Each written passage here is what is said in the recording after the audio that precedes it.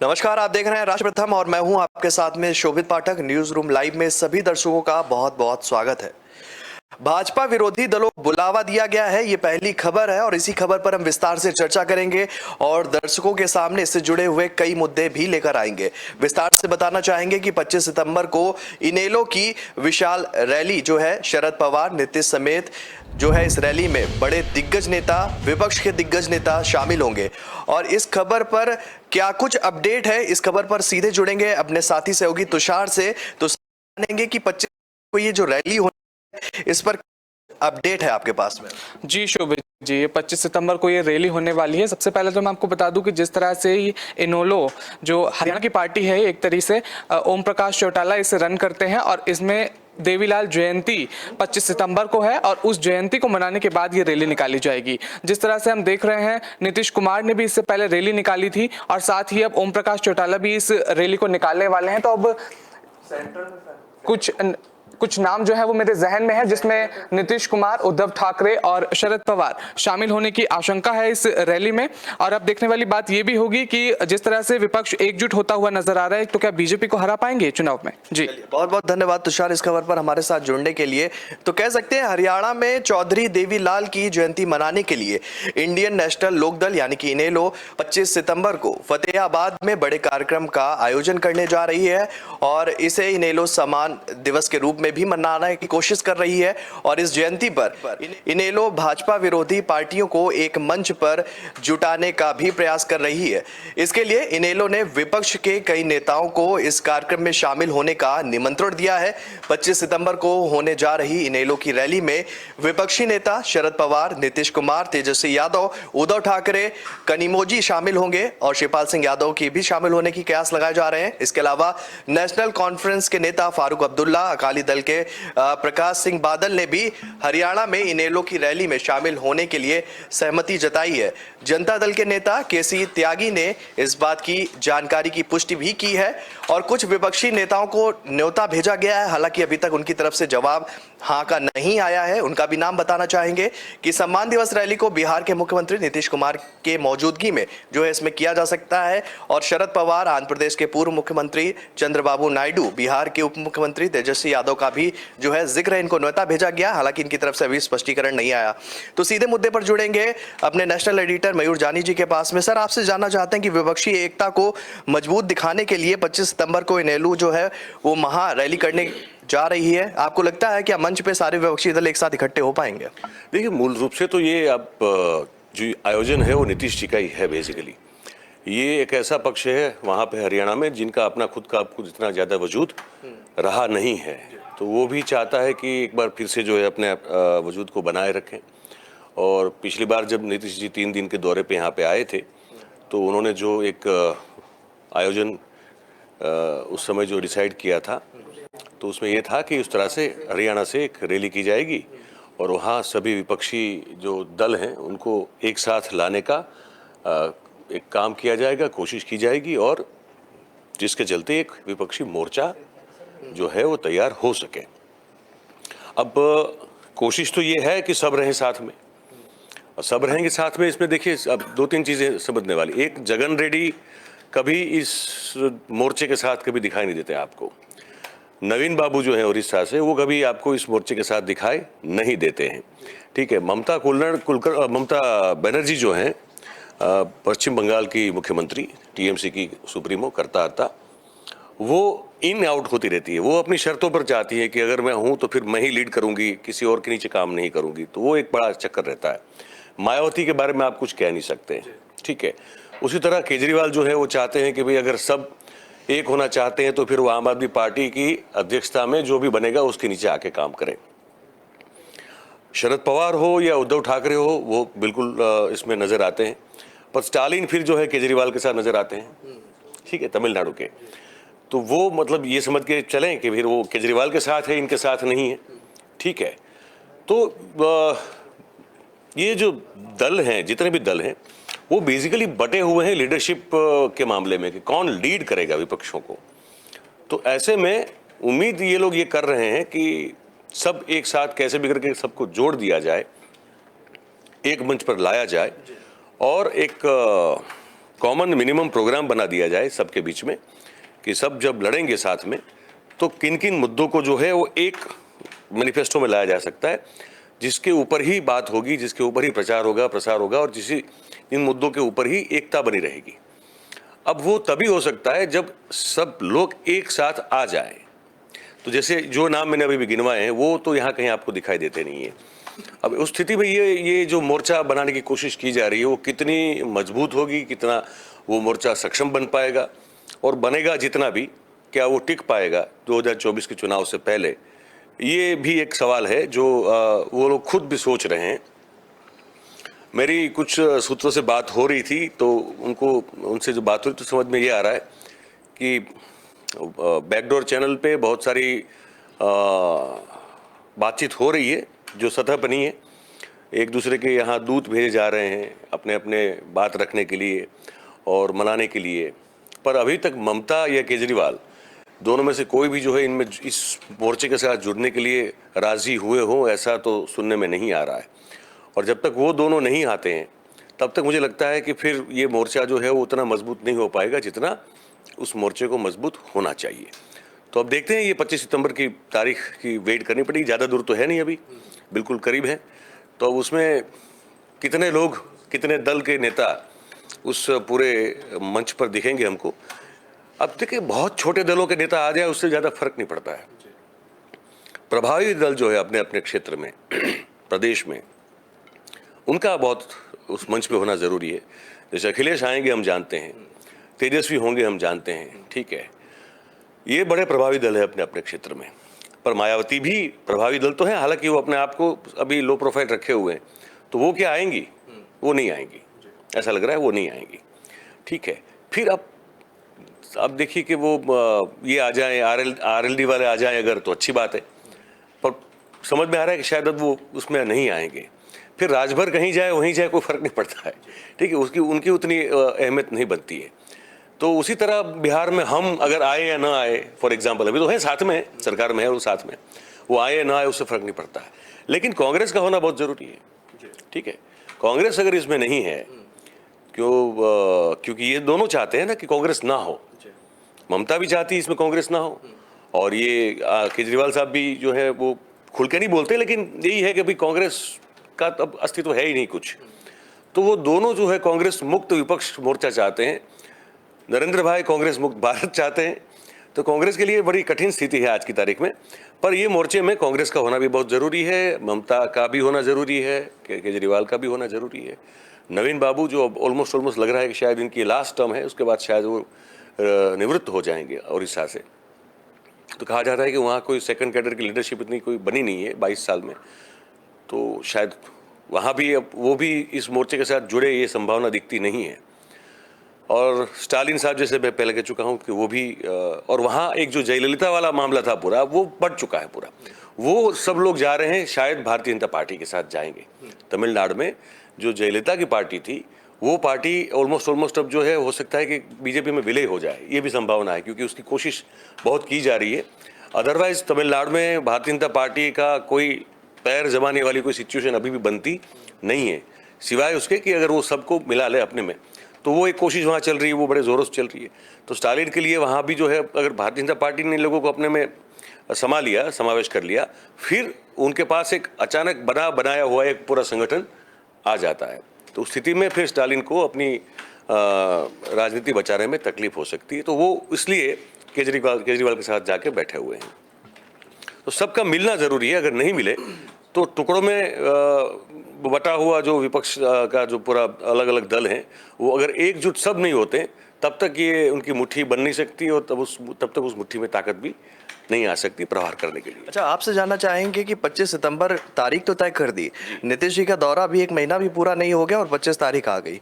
आपको लगता है कि जिस तरीके से उम्मीद भरी जा रही थी कि विपक्षी एकता को साधने के लिए नीतीश जो होमवर्क कर रहे हैं और पार्टियों से लगातार मुलाकात कर रहे हैं, वो एक महीने से कम समय में, जहां विपक्षी दलों की राजनीतिक स्तर की बात करें तो काफी लंबे अरसे से उनके बीच में नहीं बन रही है, वो एक महीने से कम समय में आप 25 सितंबर को एक मंच पे उम्मीद कर जाते हैं कि विपक्षी दल एक साथ आएंगे। मैसेज साफ है कि बहुत सारे नहीं आएंगे इसमें, क्योंकि उनकी मानसिकता और पार्टी का जो विचारधारा वो मैच नहीं कर रही। जैसे आपने जिक्र किया, ममता बनर्जी का जिक्र कर दिया आपने, जो है आम आदमी पार्टी केजरीवाल का जिक्र कर दिया। हालांकि केजरीवाल की तरफ से भी जिक्र किया गया था कि विपक्षी एकता में जरूरी नहीं है कि हम आपके साथ ही आए। तो इतनी जल्दी तारीख तय करने से और पत्ते खोलने से नुकसान नहीं होता दिख रहा है विपक्षी एकता को? नहीं, वो जरूरी है, करना जरूरी है उनके लिए। अब जितना जल्दी करे उतना अच्छा है। ये एक तरह का लिटमस टेस्ट होगा, इनको पता चलेगा कि आगे और कितनी मेहनत करनी है। इस पहले सम्मेलन में कितने लोग आते हैं, जितने आते हैं मतलब वो एक चीज तय हो जाएगी कि वो लोग साथ हैं। जो नहीं आते हैं तो 24 से पहले उनको कैसे साथ में लाया जाए, तो वो बड़ा ज़रूरी हो जाता है। आपको ये समझना कि आप जब पहला कोई इस तरह का सम्मेलन करते हैं और सभी को एक साथ मंच पे लाने की कोशिश कर रहे हैं, तो क्या सब लोग आ रहे हैं? हमको पता है, उनको पता है, सब नहीं आ रहे हैं। और जितने नहीं आ रहे हैं वो भी प्रत्यक्ष रूप से दिखने चाहिए कि इतने लोग नहीं हैं, मतलब कि इनको कैसे भी करके जोड़ना है। तो जोड़ने के लिए जो समय चाहिए वो कब चाहिए? जब उनकी अनुपस्थिति दिखाई दे, तभी तो उनको मना सकते हैं ना। तो ये कारण है, मुझे लगता है ये ठीक कर रहे हैं और ये बिल्कुल टाइम पे कर रहे हैं। अच्छा, शरद पवार की बात करेंगे कि बहुत कद्दावर नेता के तौर पर अपनी शख्सियत रखते हैं। आपको लगता है कि जिस तरीके से उन्होंने इशारा दिया था कि कांग्रेस को लेकर जो है विपक्षी एकता को अगर चलना है तो कांग्रेस को भी मुख्य धारा में रखना पड़ेगा और उसकी छत्र छाया के नीचे जो है इन दलों को एक साथ आकर कदम से कदम मिलाना होगा, तो शरद पवार आपको लगता है कि इस कहीं महारैली में दिखेंगे या दिख सकते हैं? वो दिखेंगे, वो बिल्कुल दिखेंगे। शरद पवार रहेंगे इसमें, उनके दल के सब लोग, जो बड़े नेता जो ज़्यादातर परिवार से ही आते हैं, वो सब भी रहेंगे। शिवसेना भी रहेगी इसमें, मुझे लगता है उसमें कोई आपत्ति नहीं है। शिवसेना हालांकि अभी फंसी हुई है, एक उलझी हुई है वो मामले में कि अब नवरात्रि में, दशहरा में, वो जो परंपरागत रूप से जो शिवाजी पार्क में वो लोग अपना एक पूरा एक जलसा करते हैं, रैली वगैरह करते हैं, जनसभा वहाँ पे होती है। अब वहाँ मंजूरी मिल गई है शिंदे साहब को, ठीक है, परमिशन का मामला है, तो परमिशन उनको दे दी गई है। अब उसको लेकर वहाँ काफ़ी एक उठापटक चल रही है और उसमें क्योंकि उनके लिए बड़ी इज्जत का मामला बन जाता है, नाक का सवाल हो जाता है, तो वहाँ वो उलझे हुए तो हैं, लेकिन मुझे लगता है फिर भी वो आएंगे और उनके लिए भी ज़रूरी है। इस पूरे विपक्षों का समर्थन नैतिक रूप से भी जो है आपको मजबूत बनाता है, क्योंकि आप जिनसे लड़ रहे हैं वो एक ऐसी शक्ति है अभी आज की तारीख में जिसके पास माया भी है और मतलब हर तरह का बल है। माया तो बहुत सारी है, मायावी रूप जो कहता है ना, उसमें वो प्रवीण लोग हैं एकदम, और साथ में वो हर तरह की जो बल हैं उनके पास वो हैं। तो उनसे लड़ने के लिए अगर आप ये लोग अगर एकजुट नहीं होते तो बहुत मुश्किल है इनको अपना अस्तित्व बना के रखने के लिए। तो शिवसेना भी आएगी और ये भी जाएंगे, पवार साहब की पार्टी भी जाएंगी। ये देखना होगा कि वामपंथी का रोल क्या रहता है इसमें। वामपंथी आएंगे ज़रूर, ये बताया जा रहा है कि वो भी जुड़ेंगे इसमें, लेकिन वो हमेशा से एक इस तरह का फ्रैक्शन, एक फैक्टर रहे हैं कि हालांकि अब वो उनकी विचारधारा उतनी सांप्रत रही नहीं है, लेकिन फिर भी कुछ जगह पे उनका अभी भी कुछ वर्चस्व है, तो उनका रोल कितना महत्वपूर्ण रहेगा वो भी देखना होगा। पर सबको अगर एक साथ ला पाते हैं तभी इस विपक्षी मोर्चे का मतलब बनता है, अदरवाइज फिर वही है कि मिले खाए पिए चल दिए। अंतिम सवाल है मेरा इस खबर से लेकर, देखिए विपक्षी एकता को लाने के लिए नीतीश कुमार की पहल हुई, अखिलेश यादव का साथ मिला और इसके बाद अब इस दो धड़ों में बिहार के भी जो कद्दावर नेता की तौर पर शख्सियत रखते हैं लालू प्रसाद यादव, वो भी अब ये उनकी तरफ से एक बयान जारी किया गया था, अगर मैं स्वस्थ होऊंगा तो जल्द ही सोनिया गांधी से मुलाकात करूंगा। और इधर आपने अभी 2 दिन पहले देखा कि शरद यादव 3 साल बाद बिहार आते हैं और तेजस्वी यादव रात में ही उनसे मुलाकात करने पहुंच जाते हैं और कहते हैं कि हम उनका पूरा सम्मान करते हैं। तो जिस तरीके से जो राजनीतिक समीकरण बदलता हुआ दिख रहा है, उधर लालू प्रसाद यादव भी मजबूत शख्सियत तौर पर पहचान रखते हैं, आपको लगता है कि सोनिया गांधी से बात करेंगे और बात बनती हुई दिखाई देगी? नहीं, उन दोनों के बीच में कहीं कोई प्रॉब्लम रही नहीं उतनी। देखिए विचारधारा को लेकर भी नहीं है और किसी और मुद्दे पर भी इतनी कोई, और यूपीए में तो वो रहे हैं ना, कैबिनेट मिनिस्टर रहे हैं। यूपीए की जब 2 टर्म की सरकार चली तो मुझे उनके बीच में तो कोई प्रॉब्लम लगती नहीं। बस ये एक तरह की उस तरह की मुलाकात होगी कि अब वो जब ठीक हो चुके हैं तो जाएंगे मिलने के लिए, अपना हालचाल बताएंगे, उनका हालचाल पूछेंगे और साथ में मिलकर जो है लड़ने की बात जो है वही होगी। और जहाँ तक शरद यादव का आप बात कर रहे थे उनकी, ये एक बड़ा महत्वपूर्ण डेवलपमेंट है अभी। हम सब जानते हैं शरद यादव को जेडीयू का वो चाणक्य कहा जाता था, मास्टरमाइंड कहा जाता था कि भाई ये अपनी एक सोच से जो है राजनीति की पृष्ठभूमि तैयार करते हैं, उसके ऊपर फिर नीतीश कुमार जो है वो अपना खेल खेलते हैं। तो शरद और नीतीश के बीच में जो भी हुआ और उसके बाद जैसे शरद यादव अचानक से जो एक बहुत बड़ा नाम हुआ करते थे भारतीय राजनीति में, वो अचानक से जो है वो कहीं पश्चात भूमि चले गए, किसी को पता नहीं था कहाँ क्या कर रहे, कोई नाम नहीं उनका, कोई चर्चा नहीं, कोई उल्लेख नहीं, कुछ नहीं।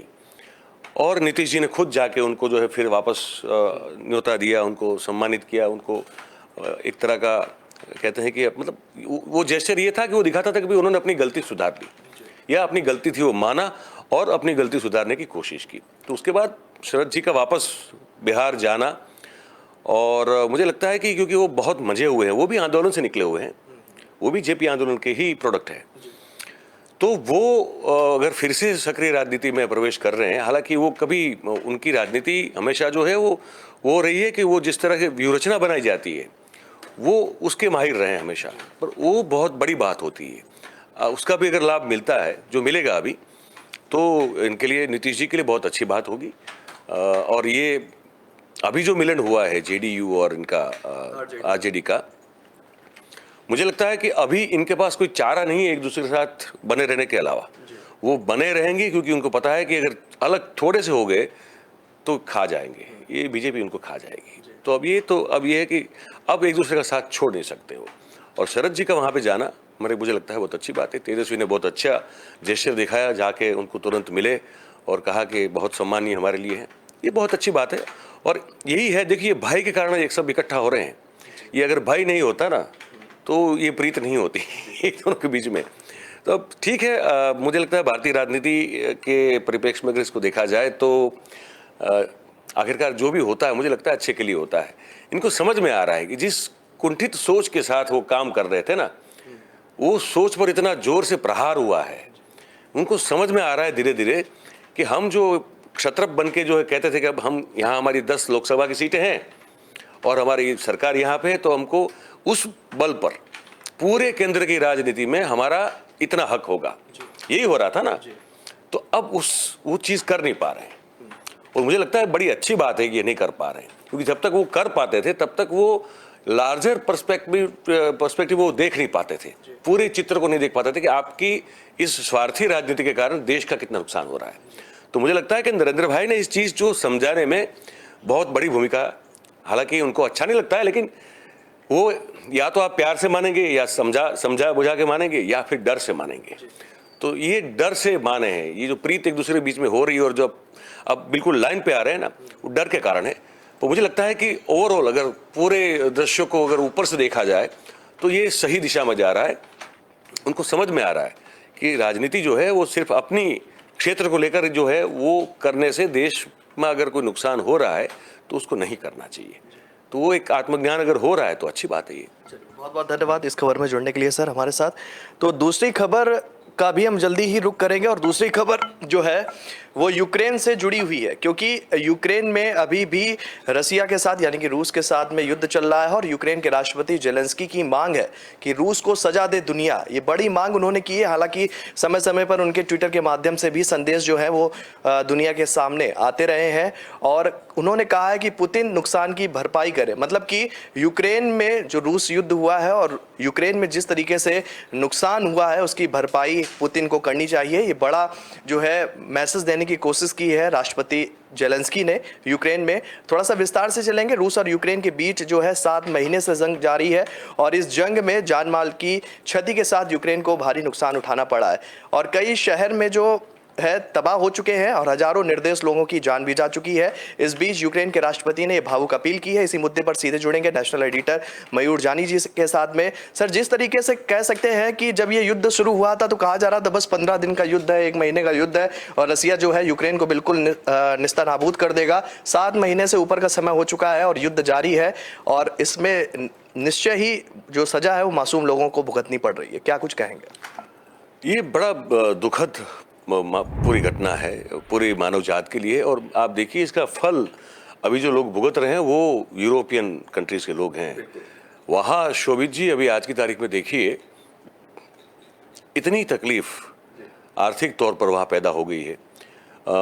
जीवन ज़रूरत की जो चीज़ें हैं वो इतनी महंगी वहाँ पे हो चुकी है, और लोगों की जो खरीद शक्ति है उसमें इतनी कमी आई है। लोग जो है वहाँ पे रोड पर रास्ते पे उतर के आंदोलन करना उन लोगों ने शुरू कर दिया। उतनी महंगाई उन्होंने आज तक कभी देखी नहीं थी। इस युद्ध ने यूरोप की प्रजा को फिर से एक बार जो है उस स्थिति में लाके खड़ा कर दिया है जहां उनको इस चीज की समझ में आ रही है कि थर्ड वर्ल्ड कंट्रीज में जिसको कहते हैं कि कमी होती है चीजों की, वो कमी होती है तो क्या महसूस होता है, वो उनको आज महसूस हो रहा है। यूक्रेन की खुद की बात करें तो यूक्रेन तो भाई साहब आप देखिए कि इतना मतलब कमनसीब कहा जाएगा इस चीज को, पर उसके साथ साथ बहुत बहादुर भी है वो देश, ये भी मानना पड़ेगा आपको। मतलब कहाँ ये एक रीछ, इतनी उसको रीछ की उपमा दी जाती है रशिया को, उस ताकत को रखता है वो। मतलब 40 साल के कोल्ड वॉर में उसने अमेरिका को जो है मतलब कोने में धकेल दिया था, उतना उसका दबदबा विघटन होने के बाद भी रूस ने अपनी ताकत बना के रखी। देखिए उस रूस को यूक्रेन जैसा छोटा सा देश जो है 8 महीने से जो टक्कर दे रहा है, और उसके बाद अभी तो एक दावा भी जेलेंस्की ने किया था कि 8000 स्क्वायर किलोमीटर का इलाका उन्होंने वापस जीत लिया है। ठीक है, और वहाँ पुतिन साहब का एक भाषण है, उस पर बहुत हंगामा हुआ है, 2 दिन पहले का है। उन्होंने एक संदेश दिया, उन्होंने कहा कि दुनिया ये न समझे कि हम कमज़ोर हैं, हमारे पास हमारी हमारी हमारी बहुत अच्छा शब्द उन्होंने इस्तेमाल किया उनके लिए, मतलब उनके हिसाब से उन्होंने कहा था कि हमारी संस्कृति और हमारी सोच जो है उसको बचाने के लिए हमारे पास ऐसे हथियार हैं जिसका अगर हमने इस्तेमाल कर दिया तो फिर हंगामा हो जाएगा। मतलब एक तरह की खुली धमकी दी उन्होंने, एक तरह से न्यूक्लियर वॉर हेड इस्तेमाल करने का उन्होंने इशारा कर दिया। और उस चीज को लेकर रशिया में खुद रशिया में बहुत बड़ी उथल पुथल हुई। लोगों ने रास्तों पर आकर जो है विरोध प्रदर्शन करना शुरू कर दिया, और पुलिस ने बर्बरता के साथ वहां पे उनको पीटा, और फिर लोगों ने रशिया छोड़ना शुरू किया। उस हद तक ये हो गया कि एयरलाइंस की टिकटें बहुत महंगी हो गई, लोग उसको अफोर्ड नहीं कर पा रहे, लोग ट्रेन और सड़क के रास्ते जो है देश छोड़कर जा रहे हैं। तो वहाँ कुछ ये हो रहा है कि ये मन में एक शंका पैदा होती है, क्या पुतिन साहब का स्टेटस ऑफ माइंड जो है संतुलित है कि नहीं है। मतलब कि जिस तरह का बयान एक राष्ट्र प्रमुख अगर इतने बड़े देश का, इतने ताकतवर देश का अगर दे दे, और वहाँ फिर वही चीज़ है कि जो उनके पॉलिट ब्यूरो के जो बड़े बड़े प्रमुख पदाधिकारी हैं वो सब इनके चमचे बने हुए हैं। तो ये जो यूक्रेन में विफलता मिली है उसको भी अगर हकीकत में तो इसकी जो विफलता का दोष का जो ठिकरा है वो आपको पुतिन के अलावा कोई सर मिलेगा नहीं फोड़ने के लिए।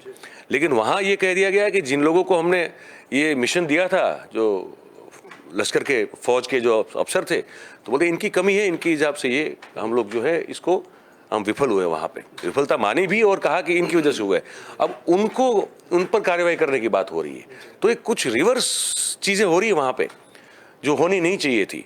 और ऐसे में जेलेंस्की जो कह रहे हैं कि भाई इसको, इस पर जो है पूरी दुनिया इसको दंड दे, तो जेलेंस्की को कहने का अधिकार है, क्योंकि जेलेंस्की ने ना तो अमेरिका की वो ऑफर को माना था जिसमें अमेरिका ने कहा था कि हम आपको सेफली वहाँ से एवेक्यूएट करवा के आपको हम सुरक्षित जगह पे पहुँचा देंगे। उन्होंने कहा नहीं, मैं यहीं रहूँगा, अगर मुझे मरना है तो मैं मर जाऊँगा, लेकिन मैं देश छोड़ के नहीं जाऊँगा। एक बहुत बड़ा कैरेक्टर बन के उभरे हैं जेलेंस्की। और जेलेंस्की ऐसे व्यक्ति हैं जो राष्ट्रपति बने यूक्रेन के, उससे पहले वो कॉमेडियन हुआ करते थे। जैसे भगवान मान कॉमेडियन हुआ करते थे, वैसे वो एक कॉमेडियन हुआ करते थे। उन्होंने एक शो किया था यूक्रेन में जो बड़ा पॉपुलर हुआ था, जिस शो की कहानी ये थी कि एक कॉमेडियन जो है वो कैसे एक देश का राष्ट्रपति बन जाता है। वो एक टीवी शो था जो उन्होंने प्ले किया था, उसमें उसने उस लीड कैरेक्टर को प्ले किया था। और उसके बाद हकीकत में ऐसा हुआ कि एक कॉमेडियन के तौर पर वो इस देश के राष्ट्रपति बन गए।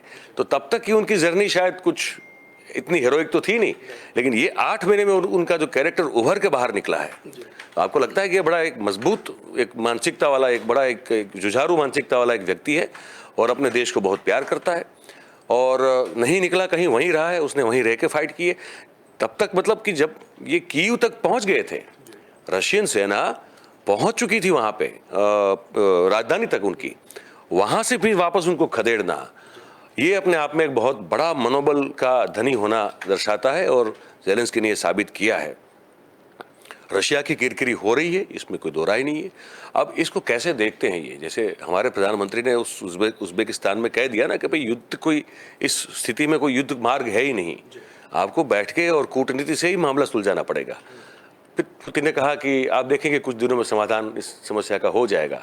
अब वो उन्होंने व्यंग्य में कहा था, अगर वक्रोक्ति थी या सटायर था, क्या था, क्या मतलब अभी जो बयान है इससे ये समझा जाए कि अब न्यूक्लियर प्रयोग करेंगे वो, अगर वो होगा तो वैसा पूरी दुनिया में बहुत सारी तकलीफें आज जो हैं उससे बहुत ज़्यादा तकलीफें बढ़ सकती है।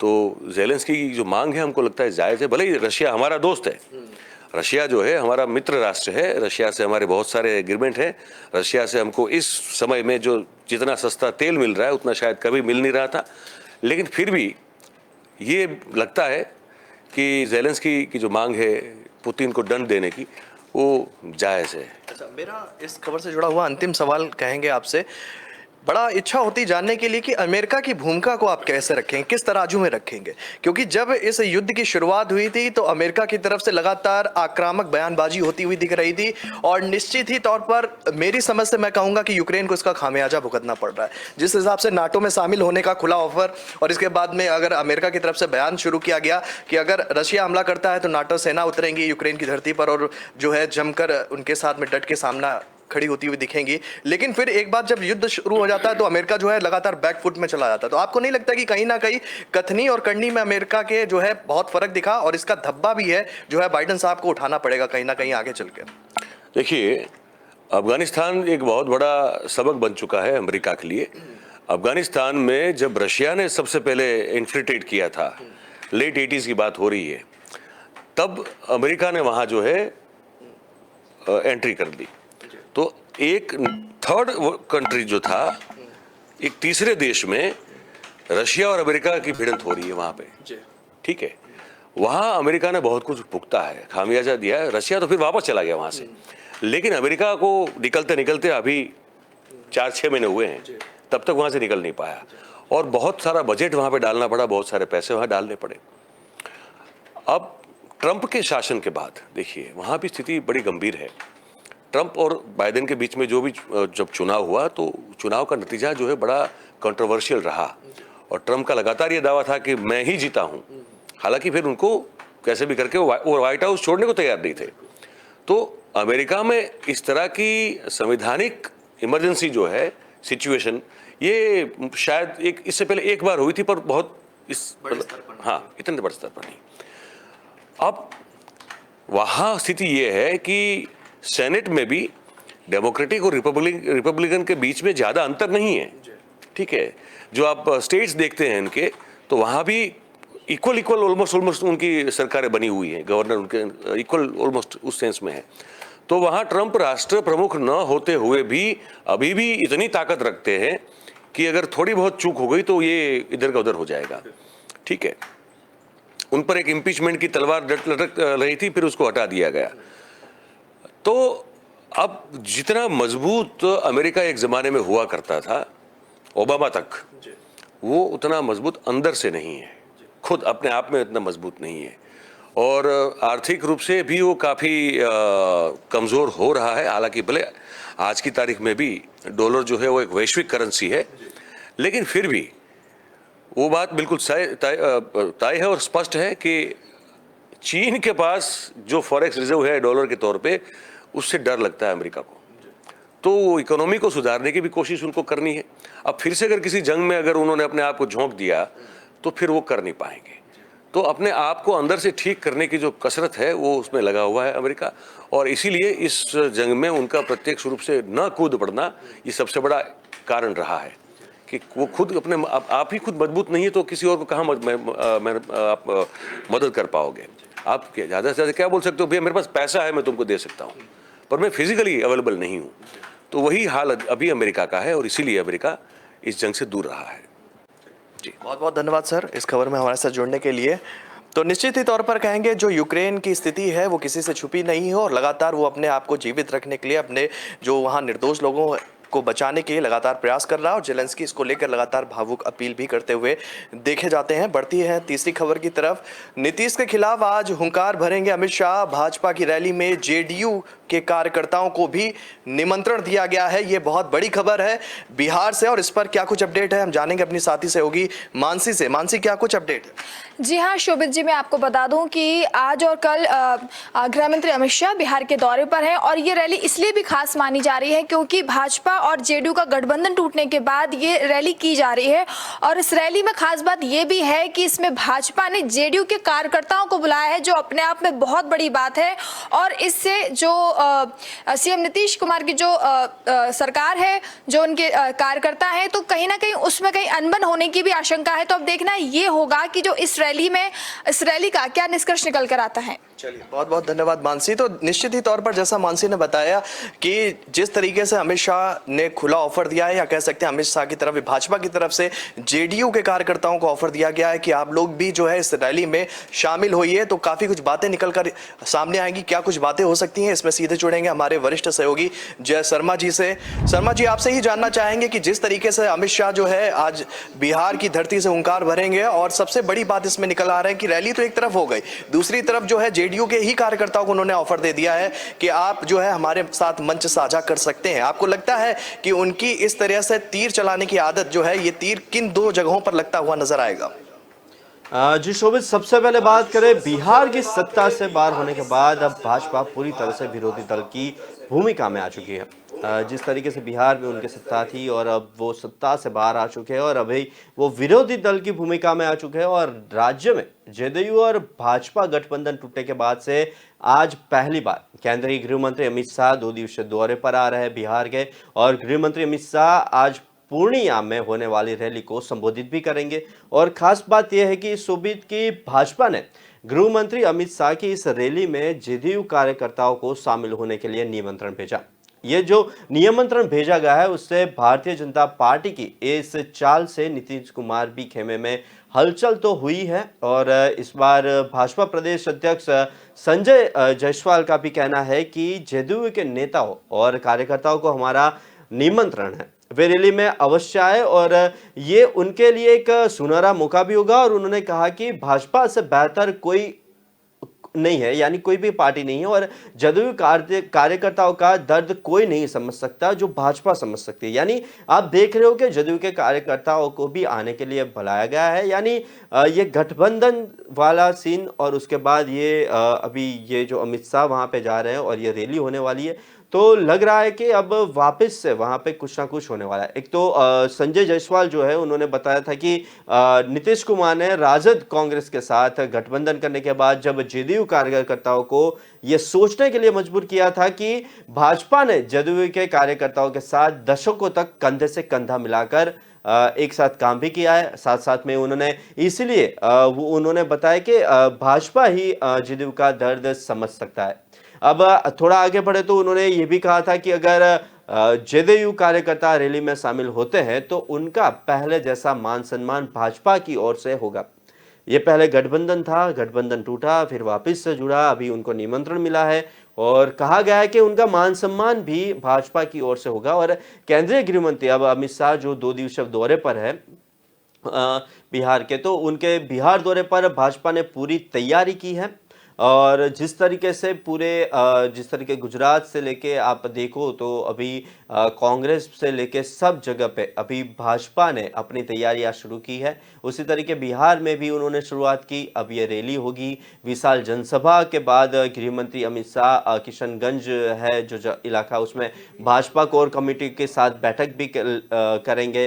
इसके बाद वो भारत और नेपाल सीमा पर एसएसबी अधिकारियों के साथ भी बैठक करने वाले हैं। और बिहार में सत्ता से बाहर होने के बाद भाजपा की यह पहली बड़ी रैली है। यानी ये बहुत कह सकते हैं कि बहुत ये पॉइंटेबल रैली होगी, क्योंकि इसके ऊपर से ही आगे की रणनीति रची जाएगी। रैली के माध्यम से भाजपा आज बिहार में अपनी ताकत दिखाने का प्रयास करेगी और ये पहली रैली है, तो उसके लिए भी खास कार्यक्रम आयोजित किए जाएंगे और खास रैली को कौन कौन जुड़ने वाला है उसकी भी एक लिस्ट बना दी गई है। और ये पूरी रैली एक शक्ति प्रदर्शन भी कह सकते हैं, क्योंकि ये बहुत टाइम के बाद पहली रैली है। और बात करें 2024 की, तो बीजेपी ने 2024 के लोकसभा चुनाव में 40 सीटों में 35 प्लस जीतने का दावा किया है और ये टारगेट तय कर रखा है।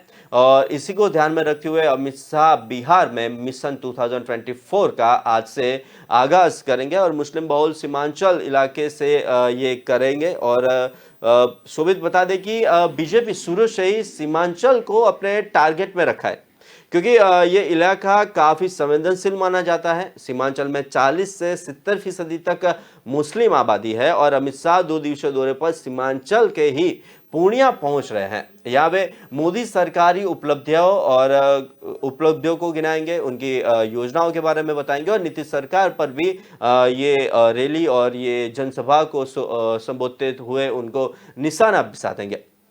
भारतीय जनता पार्टी की इस चाल की बात करें तो ये नीतीश कुमार के खेमे में हलचल मचा दी है और वहीं वह भाजपा प्रदेश अध्यक्ष संजय जायसवाल का भी कहना है कि जदयू के सभी नेताओं और कार्यकर्ताओं को हमारा निमंत्रण है, वो रैली में अवश्य आए। एक बाजू आप देख रहे हैं, एक और देख है कि जिस तरीके से रैली का आयोजन कराया जा रहा है उसमें जदयू जुड़ रहे हैं और सामने वो बड़ी जनमेदनी संबोधने वाले हैं, रैली निकलने वाली है। और संजय श्रीवास्तव ने आगे ये भी कहा था कि नीतीश कुमार ने राजद कांग्रेस के साथ गठबंधन करने के बाद जदयू कार्यकर्ताओं को भी सोचने के लिए मजबूर कर दिया था और मान सम्मान बरकरार रहेगा।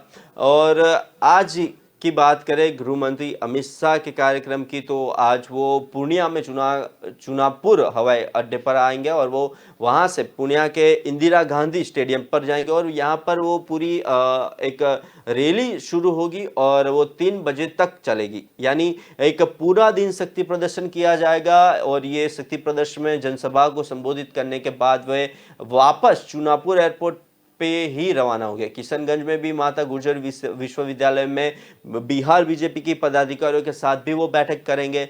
किशनगंज में अमित शाह माता गुजरी विश्वविद्यालय में रुकेंगे और शाम 4 से रात 9 बजे तक यहाँ पे बीजेपी नेताओं के साथ भी वो बैठक करेंगे और बैठक होगी और डिनर का भी कार्यक्रम हो सकता है। शनिवार को भी अमित शाह बूढ़ी काली मंदिर के दर्शन और पूजा अर्चना भी करेंगे। इसके बाद वो फतेहपुर नेपाल बॉर्डर पर स्थित एसएसबी कैंप जाएंगे, यहाँ अधिकारियों के साथ बैठक करेंगे, बातचीत करेंगे, सीमा और सुरक्षा व्यवस्था की भी स्थापना करेंगे। पर ये अभी हम जिस तरीके से बात कर रहे हैं तो ये अमित शाह का ये 2 दिन का दौरा बिहार के लिए एक महत्वपूर्ण दौरा साबित होगा। रैली जिस तरीके से आयोजन की जाएगी, वहाँ पे कार्यकर्ताओं से मीटिंग की जाएगी और साथ साथ में जो उनका एक रूटीन है बीजेपी का तो उन्होंने पिछले वर्षों में क्या किया, अगले वर्षों में क्या करना है वो भी बताया जाएगा और साथ में वहाँ पे जितने भी लोग जुड़ेंगे उनको आगे की रणनीति भी बताई जाएगी। और ये जो रात की मीटिंग होगी उसमें कुछ सर्वे रिसर्च भी किए जाएंगे, कहाँ पे कितना भार देना है, कहाँ पे कितना जोर देना है, क्या आगे की रणनीति क्या रहेगी, कौन सा कार्यकर्ता क्या काम करेगा, क्योंकि बीजेपी और जेडीयू के साथ ही अभी जो ये गठबंधन होगा और जिस तरीके से वो लोग साथ में जुड़ के रैली और सब करने वाले हैं तो जाहिर तौर पे जो पिछले सालों में से हुआ था उनकी सरकार आई फिर गई, अभी वापस से वो सरकार बनाने की राह देख रहे हैं। तो सुमित मुझे ऐसा लग रहा है कि अब ये जो दौरा है वो महत्वपूर्ण साबित होगा और साथ साथ में जेडीयू के गठबंधन की और वो मान सम्मान की जो बात की उसको लेकर भी कुछ बवाल खड़ा हो सकता है। जी सुमित, जुड़ने के लिए हमारे साथ बहुत बहुत धन्यवाद। और इसी खबर पर हम रुक करेंगे अपने नेशनल एडिटर का। सर, आपसे जानना चाहेंगे कि जिस तरीके से ये महारैली आयोजित की जा रही है अमित शाह की तरफ भारतीय जनता पार्टी की तरफ से बिहार में, और कहना ये चाहता हूं कि नीतीश कुमार कुछ समय पहले जिस तरीके से भाजपा की नीतियों को लेकर जनता के सामने एक अपने आप को मजबूत रिप्रेजेंट नेता करते थे कि हम मजबूत नेता हैं और भाजपा की उपलब्धियों को गिनाते हुए देखे जाते थे, आज वो भाजपा से अलग हो गए और उसके बाद वो भाजपा की बुराई करते हुए देखा जाता है। तो समाज में एक मैसेज नहीं जाता कि आप जब पार्टी में थे तो सब कुछ अच्छा था और पार्टी से निकलने के बाद एकदम से सब कुछ खराब हो जाता। जनता ये परिवर्तन को नहीं जानती और इसका खामियाजा जो है उन्हें आने वाले चुनाव में देखने को मिल सकता है। नहीं, जनता अगर इस सब सोचती रहती तो पक्ष पलटा करने की जो परंपरा इस देश में चल रही है ये कब की खत्म हो गई होती। जनता भी बहुत कुपंडुक दृष्टिकोण से देखती है, मैं ये बिल्कुल साफ कहता हूँ आपको। और जनता अगर सिर्फ अपने ही फायदे देखना शुरू करें तो 80% से ज़्यादा नेता जो है उनकी कैरियर खत्म हो जाएगी, वो राजनीति कर नहीं पाएंगे। पर क्योंकि जनता ये सब नहीं सोचती है, जनता बहुत छोटी सोच रखती है इस देश में, हमारे देश में, ये वास्तविकता है और इसीलिए ये सब राजनीति चलती है। आज इसके तल में है, कल किसी और के तल में चला गया, ठीक है, वो चलता है और इसमें कोई छोच भी नहीं है ना। जनता उतना कुछ थोड़ी बहुत हल्ला गुल्ला होता है, थोड़ी देर के लिए कुछ टीका टिप्पणियाँ निंदा वगैरह होती है, लेकिन उसके बाद सब सामान्य हो जाता है। यहाँ मामला ये है कि अमित शाह का ये जो दौरा है, ये दौरे किसके दौरान उन्होंने अपने कार्यक्रम में जो पता चला है, वो अगर सच है तो यही है ना कि उन्होंने जेडीयू के भी विधायकों को बुलाया, उन्होंने कहा कि आइए हमारे साथ, हम तो आपको मंच पे स्थान देंगे। तो ये इनकी राजनीति करने की यही तो एक प्रणाली है, रही है ना, कि क्योंकि सेंटर में हम बैठे हैं तो हमारे साथ जुड़ जाइए, आपका फायदा हो जाएगा। फायदा कैसे होगा आप बताइए, कैसे चाहिए आपको फायदा, तो उस तरह से आपको फायदा करवा देंगे। तो वो ऑपरेशन लोटस हर जगह चलता रहता है इनका। पर मुझे लगता है कि वहाँ उतनी अपनी खुद की पहुँच पकड़ नहीं बना पाई अभी तक भारतीय जनता पार्टी। आप देखिए सुशील मोदी का एक ज़माने में क्या कद हुआ करता था बिहार में भाजपा की राजनीति की ओर देखा जाए तो। क्या आपको लगता है कि सुशील मोदी का आज वो कद है? नहीं है ना। तो वही है कि आप प्रदेश स्तर पे जब आप वहाँ उस राजनीति को, धर्म समाज जाति के इक्वेशन को समझने वाले व्यक्ति को बड़ा नहीं होने देंगे, तब तक आप सिर्फ फिर केंद्र में जो बैठे हैं नरेंद्र भाई, उसी एक चेहरे पर आधारित रहेंगे। तो कैडर बेस्ड पॉलिटिक्स तो आपकी होनी चाहिए। जो एक ज़माना था कांग्रेस का, जब हर एक प्रदेश का अपना अपना एक बहुत बड़ा नेता हुआ करता था। यशवंतराव चौहान थे महाराष्ट्र में, फिर शरद पवार हुए, ठीक है। आप देखिए मध्य प्रदेश में दिग्विजय सिंह हुआ करते थे, अर्जुन सिंह हुआ करते थे, ठीक है। आप देखिए गुजरात में चिमन पटेल हुआ करते थे, बाबूभाई जशुभाई पटेल हुआ करते थे। ये बड़े लोग थे, अपने अपने स्टेचर के बड़े लोग थे, जो उसके बाद फिर जैसे वाईएसआर हुआ करते थे, जगन जिसके बेटे हैं पूरे आंध्र के, वो बड़े बड़े लोग, कद्दावर लोग। आप जो माधवराव सिंधिया हुआ करते थे, है ना, सचिन पायलट हुआ करते थे। तो ये ऐसे लोग थे जो अपने अपने प्रदेश और उसके ज़्यादा, उससे भी ज़्यादा वो देश पर भी अपनी एक छाप छोड़ सकते थे। आप बताइए शिवराज सिंह चौहान अगर मध्य प्रदेश से बाहर निकल जाए, कौन सुनने के लिए आएगा? मैं यहाँ तक कह रहा हूँ बड़ी सभानता के साथ कि योगी योगी हो रहा है, लेकिन योगी जब आते हैं गुजरात में, हमने देखा है 2-3 बार हमने कवर किया हुआ है वहाँ पे, वहाँ नहीं इतनी पब्लिक आती सुनने के लिए या देखने के लिए, ठीक है। आपका अपने प्रदेश तक प्रभाव है, लेकिन क्या आपका राष्ट्रव्यापी प्रभाव है? ऐसे नेता आप बना सकते हैं? आप ऐसे नेता जो है उनको आप ट्रेन कर सकते हैं क्या? उतनी स्पेस, उतना उस तरह का ब्रॉटअप कर सकते हैं? नहीं कर सकते, करना भी नहीं चाहते हैं। तो बिहार में अब अमित शाह आ रहे हैं तो वो बस तोड़फोड़ की राजनीति होगी, जुगाड़ की राजनीति होगी। कौन किसको खींच सकते हैं, किसको अपने साथ ला सकते हैं, ये 25 तक जो सरकार चलने वाली है उसको कैसे उससे पहले गिरा सकते हैं, ये सब कामकाज में उनका मन लगा रहेगा। उसी पे वो मैनेज करना जानते हैं।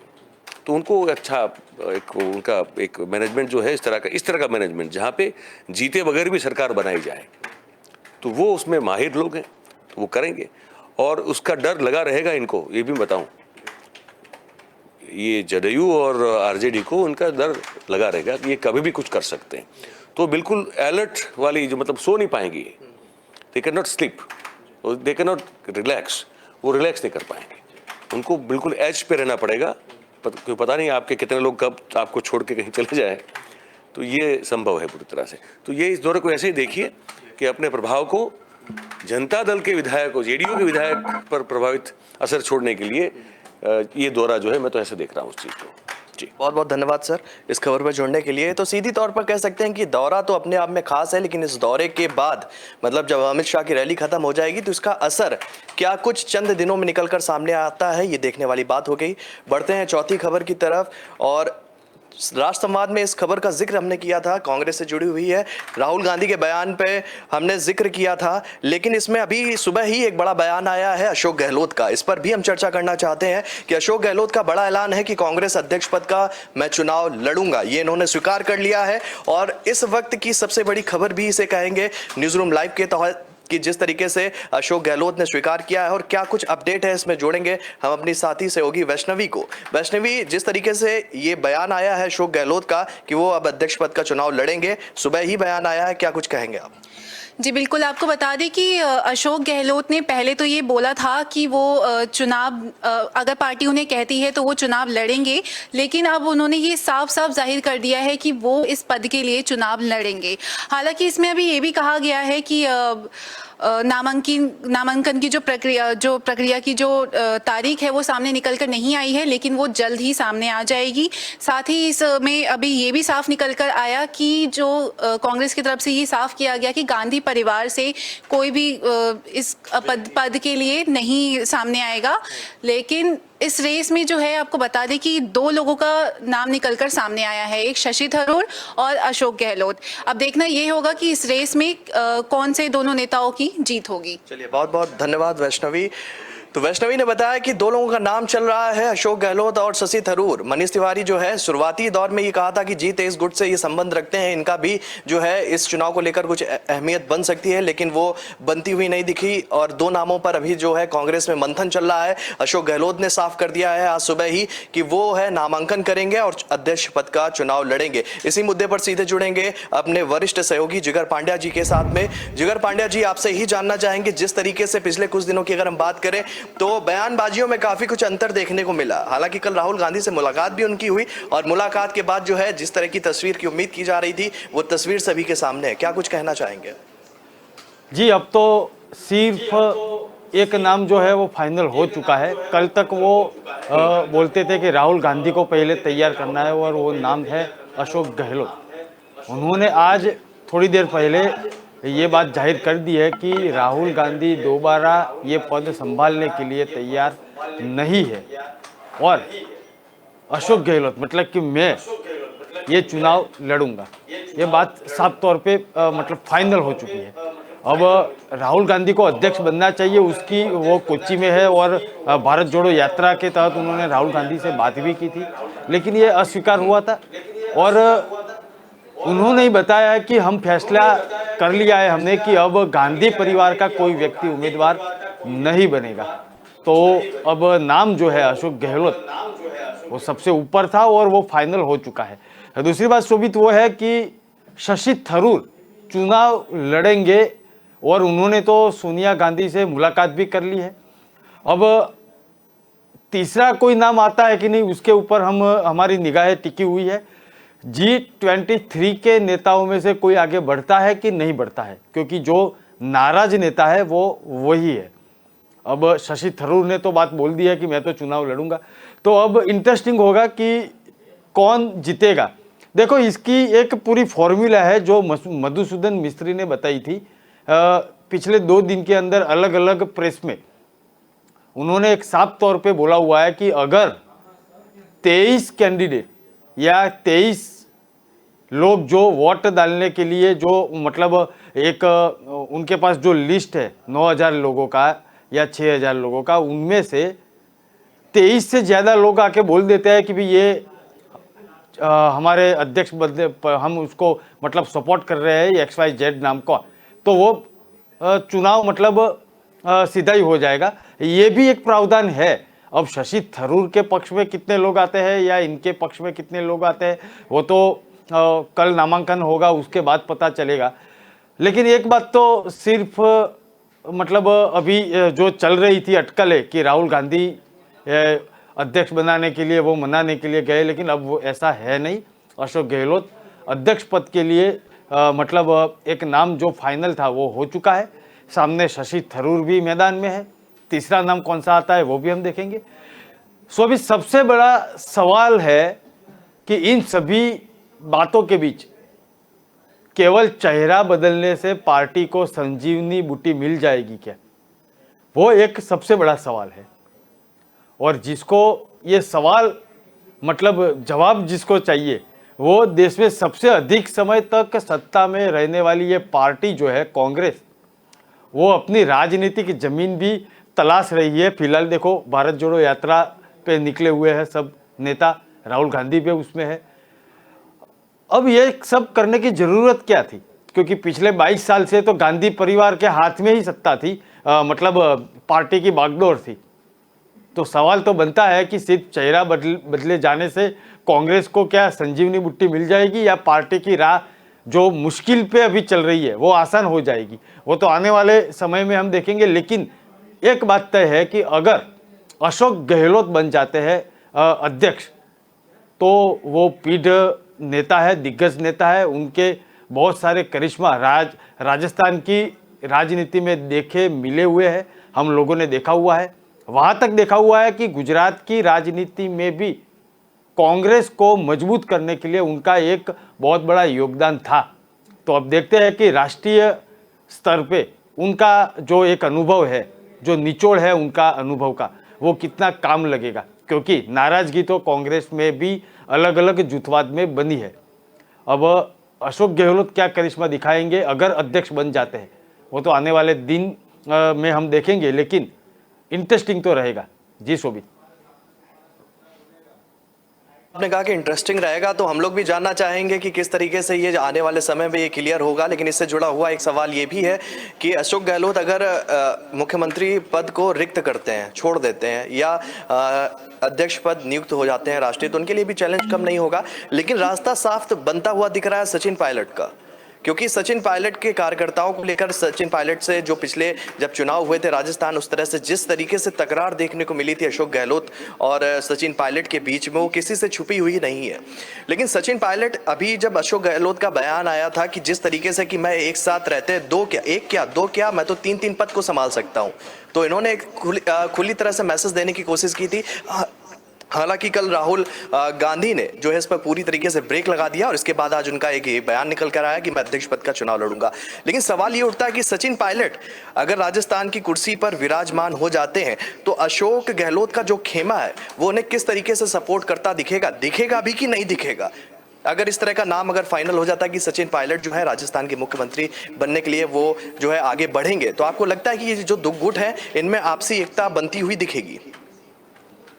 जी वो तो मंच पे तो सब एक साथ खड़े रहेंगे, लेकिन एकता नहीं है, वो कल भी हमने बात की थी शोभित। लेकिन आपने जो मुद्दा उठाया वो एक बात सही है कि सचिन पायलट को क्या जिम्मेदारी मिलेगी, तो फिलहाल तो मुश्किल लग रहा है, क्योंकि अशोक गहलोत ने कल ही बोल दिया है कि अगर अध्यक्ष पद के लिए मैं फिक्स हो जाता हूँ या चुनाव जीत जाता हूँ और मैं अध्यक्ष बन जाता हूँ, तो कांग्रेस के जो प्रावधान है एक पद एक व्यक्ति, वो अध्यक्ष पद के लिए नहीं है। इसका मतलब साफ है कि वो फिलहाल तो सीएम पद पर भी बने रहेंगे और अध्यक्ष पद पर भी बने रहेंगे। अब पार्टी को तय करना है कि या दिग्गज जो नेता है कांग्रेस के मौड़ी, उनको तय करना है कि अशोक गहलोत जो सीएम पद पे रहेंगे या नहीं रहेंगे। लेकिन अशोक गहलोत ने तो ये मंशा जो है वो जाहिर कर दी है कि अध्यक्ष पद के लिए ये कोई प्रावधान या नियम है ही नहीं कि एक पद और एक व्यक्ति, वो अलग अलग जो चुने जाने में से आते हैं उसके लिए ये नहीं है, जो मतलब इलेक्टेड होते हैं उनके लिए ये नहीं होता है, ऐसा बात उन्होंने बोल दिया है। तो अब आने वाले दिनों में मतलब देखेंगे कि अशोक गहलोत सीएम भी बने रहते हैं और अध्यक्ष भी बने रहते हैं या नहीं। लेकिन सचिन पायलट के लिए तो ये बहुत बड़ी मुश्किल फिलहाल तो मतलब वो सपना ही रहेगा, क्योंकि अशोक गहलोत अभी अपना पैर जमा के बैठे हुए हैं। जी मेरा अंतिम सवाल आपसे है और फटाफट इसका उत्तर जानना चाहूंगा कि अशोक गहलोत के द्वारा अभी 2 दिन पहले एक नाम सुझाया गया था सीपी जोशी का, कि अगर मैं मुख्यमंत्री पद पर नहीं रहता हूं, राष्ट्रीय अध्यक्ष पद की कुर्सी पर मैं बैठता हूं, तो सीपी जोशी को मुख्यमंत्री चेहरा बनाया जाना चाहिए। सीपी जोशी का भी अपना अलग एक रुतबा है कांग्रेस के अंदर, हालांकि वो रुतबा पिछले कुछ दिनों से राजस्थान के अंदर नहीं देखने को मिल रहा था। तो आपको लगता है कि अगर अध्यक्ष पद चुने जाते हैं अशोक गहलोत, तो सीपी जोशी को कमान मिल सकती है, और अगर मिलती है तो कितना हद तक जो है कांग्रेस का जादू है वो राजस्थान में बिखेर पाएंगे? देखो शोभित, कांग्रेस का जादू रहे या ना रहे, लेकिन भारतीय जनता पार्टी ये सब गतिविधियों पर नजर रख रही है। और सचिन पायलट का जो खेमा है, अगर सचिन पायलट को ये चांस नहीं मिलता है तो भारतीय जनता पार्टी एक्टिव हो जाएगी और शायद ऐसा हो सकता है कि जैसे मध्य प्रदेश में हुआ था वैसे हो सकता है और सचिन पायलट को बगावत के सुर फिर से देखने को मिलेंगे। रही बात सीपी जोशी की, तो वो अशोक गहलोत की अगर इच्छा होगी तो वो भी बन सकता है, लेकिन बागडोर जो है वो अशोक गहलोत के हाथ में ही रहेगी, वो तो एक फिक्स ही है। जी, हमारे साथ जुड़ने के लिए जिगर पांड्या जी। तो न्यूज़ रूम लाइव में आज के लिए इतना ही। आज हमने बात की दिन की 4 बड़ी खबरों के बारे में, जिस पर आज हमारी नज़र जो है वो लगातार बनी रहेगी। फिलहाल न्यूज़ रूम लाइव में आज के लिए इतना ही। कल हम फिर हाजिर होंगे 12 से 1 बजे के बीच में दिन की 4 बड़ी खबरों के साथ में। दर्शकों को बताना चाहेंगे कि अगर वो देश और दुनिया से जुड़ी हुई खबरों को विस्तार से जानना चाहते हैं तो वो हमारी वेबसाइट www.kalamkartavya.com पर जाकर खबरों को भी देख सकते हैं। नमस्कार।